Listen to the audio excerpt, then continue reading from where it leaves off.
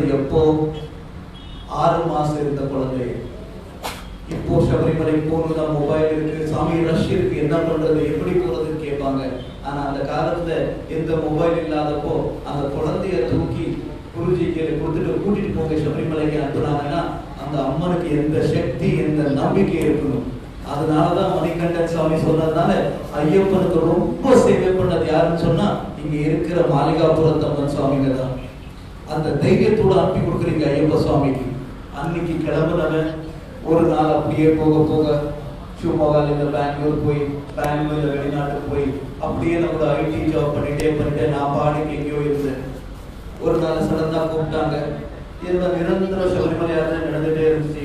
1 வருஷம் 2 அப்படியே பார்க்க அடுத்த வருஷம் வந்துச்சுன்னா என்னோட 50வது வருஷத்துல சபரிமலை யாத்திரை வந்துடும். எப்பவுமே 50 எப்போ வரும், 40 எப்போ வரும்னு சொல்லக்கூடாதுன்னு சொல்லுவாங்க ஓஜாஜி. ஏன்னா அது போன வாட்டி நான் சொல்லியிருக்கேன், போக்கி சாமி நல்லாவே தெரியும். ஏன்னா சபரிமலையில இப்போ டிராக்டர் எடுத்துட்டு மேல போயிட்டு வருவாங்க. அந்த காலத்துல கழுதைங்க மட்டும்தான் மேல எடுத்துட்டு போயிட்டு வரும். என்ன எடுக்கும்? ஐயப்பனுக்கு பூஜை பண்ணுவோம். மெட்டீரியல்ஸ் ஆகட்டும், சாமகிரிகள் ஆகட்டும், இல்லைன்னா நம்ம சாப்பிடுற ஆகார பதார்த்தம் கழுதைங்க எடுத்துட்டே போயிட்டு இருக்கும். ஒரு நாளைக்கு 4 வாட்டி மேல ஏறி இறக்கும். அப்போ 2 மாசத்துல எவ்வளவு வாட்டி அது போயிட்டு வந்திருக்கும்? 200க்கு மேல போயிட்டு வந்த அந்த சாமிக்கு எப்போ வரும் நான் இவ்வளவு வாட்டி சபரிமலை போயிருக்கேன்னு சொல்ல முடியுமா? அப்போ அவங்களே சொல்லாதப்ப நீ ஏன் சொல்றேன்னு கேட்பாங்க. அதனால நாங்க 49, 50, 60 போனாலும் அவன் முன்னாடி நாங்க எப்பவுமே கந்தசாமி மட்டும்தான். அதே மாதிரி இன்னைக்கு இந்த நிகழ்ச்சிக்கு நம்ம பெருமாள் சாமி, ஆனந்தி சாமி எங்க பின்னாடி போயிட்டாங்க, ஜெயஸ்ரீ சாமி எல்லாம் கூப்பிட்டப்போ, ராமசாமி அவர் மட்டும் தான் தெரிவார் ரைட்ல. எல்லாரும் சேர்ந்து கூப்பிட்டப்போ முடியுமா முடியாதா அப்படின்னு ஐயப்ப சாமி கிட்ட யோசிக்கிறப்போ அவருக்கு போறது மட்டும் கிடையாது, அங்க சாஸ்தா கல்யாணம் நிறைவேற்றி கொடுக்கணும்னாங்க. என்ன இது சாஸ்தா கல்யாணம்? நம்ம சாமிமார்கள் ரொம்ப பேர் முடிச்சுட்டே இருக்காங்க. ஏன்னா எல்லாம் கர்நாடகால வந்திருக்காங்க. கன்னடம் மட்டும் தான் தெரியும். ஒரு 2 நிமிஷம் மட்டும் அவங்களுக்கு நான் கன்னடத்துல பேசியிருக்கேன். சாமி சரணம், ಮಂಜು ಸ್ವಾಮಿ, ನವೀನ್ ಸ್ವಾಮಿ, ಮಾರುತಿ ಸ್ವಾಮಿ, ವಿಶ್ವಾಸ ಸ್ವಾಮಿ, ಎಲ್ಲರೂ ಕಾರ್ತಿ ಸ್ವಾಮಿ, ಯಾರು ಹೆಸರು ಮುತ್ತು ಸ್ವಾಮಿ ಯಾರು ಬಿಡಂಗಿಲ್ಲ ನಾನು ಗುರುಸ್ವಾಮಿ ಸೇರಿಸಿ. ಇಲ್ಲಿ ಬಂದಿರೋರೆಲ್ಲರೂ ಯಾರು ರೋಜಾ ಸ್ವಾಮಿ ನೋಡಿಲ್ಲ, ಒಂದಿಬ್ಬರನ್ನು ಬಿಟ್ರೆ ಇವರು ಎಲ್ಲರೂ ರೋಜಾ ಸ್ವಾಮಿನ ನಮ್ಮ ಮೂಲಕ ನೋಡ್ತಾ ಇದ್ದಾರೆ. ಯಾಕೆ ಇದನ್ನು ಹೇಳ್ತಾ ಇದ್ದೀನಿ ಅಂದ್ರೆ, நம்மளி என்ன சொன்ன போனா அந்த ரோஜா சாமியை யாரையும் இருக்கிறவங்க பார்க்கல, என் மூலியமா அவரை பார்க்கறாங்க. அந்த ஊர்ல அவர் மூலியமா என்னைய பார்த்துட்டே இருக்காங்க. ஏன்னா இதுதான் ஐயப்போட அருள். ஒருத்தரையும் சேர்த்துட்டே போறது அப்படிதான். இன்னைக்கு ஒரு நிகழ்ச்சியில நம்ம சாஸ்தா கல்யாணம் என்ன ஆகும் சாமி, எதுக்கு பண்றோம் சாமி? 3 ಶಕ್ತಿಗೆ ಒಂದಾಗ್ತಾ ಶಾಸ್ತ್ರ ಕಲ್ಯಾಣ, 3 ಶಕ್ತಿಗೆ ಒಂದಾಗ್ತಾ ಮಂಜು ಸ್ವಾಮಿ. ಅಯ್ಯಪ್ಪನಿಗೆ ಮದುವೆ ಆಯ್ತಾ ಇಲ್ಲ ಅಂತ ಕೇಳ್ತಾರೆ ಎಷ್ಟೋ ಜನ. ಇಲ್ಲಿ ಕೇರಳದಲ್ಲಿ 3 ವಿಧವಾಗಿ ಅಯ್ಯಪ್ಪನಿಗೆ ಅಚ್ಚಲ್ கோவில், ஆரிய கோவில், ஒன்னொரு கಡೆ ஒன்னொரு விதವಾಗಿರ್ತಾನೆ. இன்னைக்கு நாங்க பண்ண போறது அந்த 3 சக்தி ஒன்னாகிற ஒரு பரமசக்தி. அந்த பூஜை தான் நீங்க பார்க்க வந்திருக்கீங்க. இதுல என்ன ஆகும்? ஐயப்பன் இருக்கார். ஐயப்பன் யாரு? இங்க சாஸ்தா ரூபத்துல இருக்கார். இன்னொருத்தர் யாரு? ரெண்டாவது வந்துட்டு பூர்ணலா இருக்காங்க. பூர்ண என்ன பண்ணுவாங்க?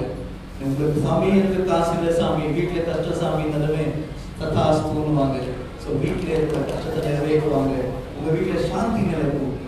அதே மாதிரி மூணாவது யாரு? யாரு கேட்கல, ஜோரா கரெக்டா சொல்லுங்க. புஷ்கலா. புஷ்கலா ஞான ரூபத்துல, சரஸ்வதி ரூபத்துல உங்களுக்கு ஆசீர்வாதம் பண்ணுவாங்க. இவங்க 2 பேர் அம்மா வச்சுட்டு மூணாவது ஐயப்ப சுவாமி இருக்கிறப்போ உங்களுக்கு 3 சக்தி ஒரே இடத்துல பண்ற பூஜை தான் இன்னைக்கு நடக்கிற பூஜை. அதுக்கு மேல படி பூஜை. வருஷம் போன வாட்டி வந்தப்போ நம்ம குருசாமி அங்கே எங்கேயோ உட்கார்ந்துருந்தார். அவரை தேடி ஐயப்ப கூட உட்கார வச்சோம். இன்னைக்கு அவருக்கு தான் அந்த வாக்கியம் வந்திருக்கு. படி பூஜையில என்ன பண்ண போறோம்? ஐயப்போட திவ்ய சக்தி அங்கே குருசாமி உட்கார்ந்துருக்கிற இப்போ நடந்து வந்தார். அவர் வந்தப்போ அதான் சொல்லிட்டே இருந்தேன், நான் எங்கேயோ புல்மேடு வழியா போனேன். எல்லாம் பம்பா வழியா போவோம், எருமையில் வழியா போவோம். புல்மேடு வழியா இந்த வாட்டி போனப்போ எங்கேயோ ஒரு இடத்துல ஒரு சக்தி சொல்லிட்டே இருந்துச்சு, நீ போனதுமே ஒரு நல்ல படி பூஜை பண்ணணும்னு சொல்லிட்டு. அந்த படி பூஜை யாருக்காக பண்ணணும்னு யோசிச்சுட்டே இருந்தேன். ஷிமோகால இருக்க பண்ணணுமா, பெங்களூர்ல பண்ணணுமா, இல்ல அங்க பக்கத்துல தாவணகிரி அந்த மாதிரி ரொம்ப கிராமத்துல பண்ணணுமான்னு சொன்னா அவர் இல்ல, நீ முதல் சென்னைக்கு போ, சென்னையில உட்கார்ந்த படி பூஜை பண்ணு. யாருக்காக பண்ணு? மாலை போட்டு ஐயப்பனை பார்க்க வருவாங்க, ஒரு வீட்டுக்கா போவாங்க. ஆனா மாலை போடாம மாலை போட்டவங்க அனுப்பி கொடுக்குற மாளிகாபுரத்தம்மனுக்காக நீ அந்த படி பூஜை பண்ணுன்னு சொல்லியிருக்காங்க.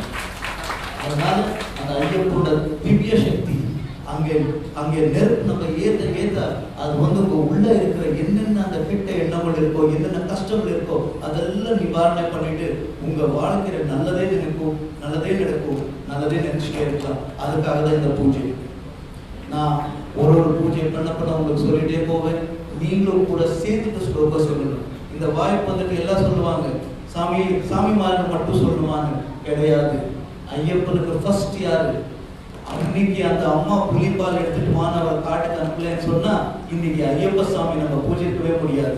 அதனால அம்மா தான் ஃபர்ஸ்ட். யாராவது வந்து என்கிட்ட மாலை போட்டு யார்கிட்ட கேட்கணும்னு சொன்னா வீட்டுல அம்மா கிட்ட கேளு, மனைவி கிட்ட கேளு, அக்கா தங்கச்சி கிட்ட கேளுவோம். அதனால உங்களுக்காக நடக்கிற படி பூஜை இன்னைக்கு எல்லாரும் சேர்ந்து என்னோட இன்னொரு வாட்டி சரணம் சொல்லுவீங்களா? நான் எப்பவுமே சொல்லிட்டே இருப்பேன், நவீன் சாமி சரணா உங்களுக்கு எல்லி கேள்வினாவோ எல்லி குருசாமி சபரிமலைக்கு கேட்கணும். உள்ள இருக்கிற அவ்வளவு எடுத்துட்டு சரணம் சொல்லணும். நம்ம மறந்துட்டு ஐயப்பனை நினைக்கணும். அப்பதான் நீங்க நினைச்சது எல்லாம் இடேறும். இப்பதான் அந்த விக்கிரகம் நான் நின்றுட்டே இருந்தேன். சடனா வந்து நம்ம ஐயப்பனோட விக்கிரகம் எடுத்து கையில கொடுத்தாங்க. அந்த சக்தி உள்ள வர்றப்போ, உள்ள ஏத்துக்கிறப்போ அந்த ஐயப்பன் அருள் ஒன்னொன்னு ஞாபகம் வரும். அதே மாதிரி ஒரு 2 நிமிஷம் எல்லாரும் கண்ணு முடிக்கீங்க. கண்ணு முடிச்சுக்கொண்டு ஐயப்பனை நான் தியானிச்சு எல்லாம் தியானம் பண்ணிட்டு என் கூட மெல்ல சரணம் சொல்லணும். ஓம் சுவாமியே ஓம் ஓம் ஓம் ஓம் பூதநாதம் சதானந்த சர்வபூத தயாபரா ரக்ஷ ரக்ஷ மகாபாஹோ சாஸ்திரே துப்யம் நமோ நமः. சுவாமியே சரணமையப்பா, சுவாமியே சரணமையப்பா, சுவாமியே சரணமையப்பா, சுவாமியே சரணமையப்பா, சுவாமியே சரணமையப்பா, சுவாமியே சரணமையப்பா, சுவாமியே சரணமையப்பா, சுவாமியே சரணமையப்பா, சுவாமியே சரணமையப்பா. ஓம் ஓம் ஓம். எல்லாம் அப்படியே கண்ணு தெரிஞ்சுட்டு ஐயப்பனை பாருங்க. ஓம் சுவாமியே ஓம் சுவாமியே ஓம் சுவாமியே. சுவாமி சரணம். சாமி நாங்க இப்போ பூஜை ஆரம்பிக்க போறோம். எல்லாரும் எந்த கேள்வி இருந்தாலும் தைரியமா வந்து கேளுங்க. நமக்கு தெரிஞ்ச கொஞ்சம் தான். ஏன்னா ஐயப்ப சாமின்றது ஒரு கடவுள் மாதிரி, கடவுளுக்கு மேல ஒரு கடல் மாதிரி. அதனால என்ன இருந்தாலும் வந்து கேளுங்க. இப்போ பூஜை ஆரம்பிக்க போறோம். கண்ணு ஃபுல்லா உங்க வீட்டில் என்ன கஷ்டம் இருந்தாலும் என்ன வேணுமோ வேண்டிட்டு இதை ஆரம்பிக்கலாம். எல்லாரும் வாட்டி கண்ணி மூடிட்டு ஐயப்பனை தியானம் பண்ணிட்டு நம்ம கஷ்டத்தெல்லாம் நிறைவேற்றிருக்கிறாங்க. சாமி நம்ம ஐயப்ப சுவாமிக்கு பின்னாடி இருக்கீங்க, எல்லாம் முன்னாடி வந்துருங்க. முன்னாடி வாங்க ஐயப்ப சுவாமிக்கு மாலை போட்டவங்க எல்லாம் முன்னாடி வாங்க.